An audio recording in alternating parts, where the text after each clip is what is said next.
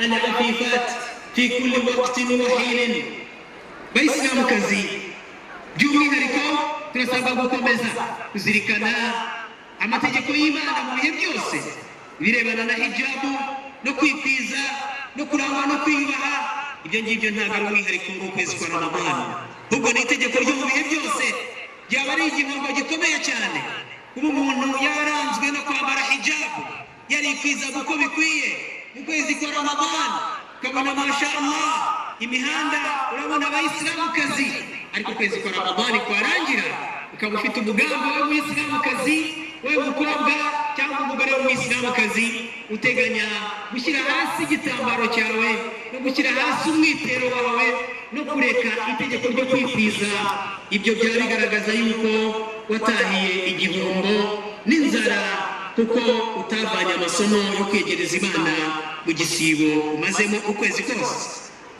Bavandimwe b'Isilamu, icyo dusabwa ni ugukomeza ibikorwa byiza, kwirinda gusubira mu byaha no kuzirikana yuko Imana Nyagasani tugomba kuyigaragira mu bihe byose, kuko umunyagihombo urusha abandi ni wa wundi witabiriye iswara eshanu agakora ibikorwa byiza, ariko ukwezi kwa Ramadani kwarangira agacika mu musigiti, agacika intege, maze agasubira mu byaha. Mu mezi 11 ntacyo byaba bimaze ugaragiye Imana ukwezi kumwe gusa, ariko amezi 11 asigaye ugasubira mu bibi, ugasubira birakaza Imana subhanahu wa ta'ala. أيها المسلمون، إن قلوب المتقين إلى هذا الشهر تحن، ومن ألم فراقه تئن.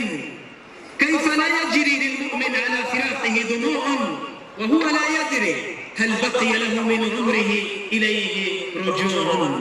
وقد كنا بالأمس القريب نتلقى التهاني بقدومه ونسأل الله بلوغه، واليوم وللأسف نتلقى التعازي برحيله.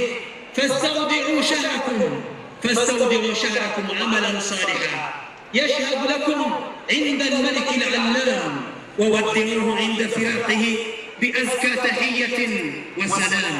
وقد خرج الناس من هذا الشهر وهم فريقان: فريق نصح فيه لنفسه وقام بحق ربه فصامه إيمانا وقامه احتسابا، لم يفرط في دقائقه فقد اغتسل فيه من الذنوب وتطهر من الأوزار. وفريق آخر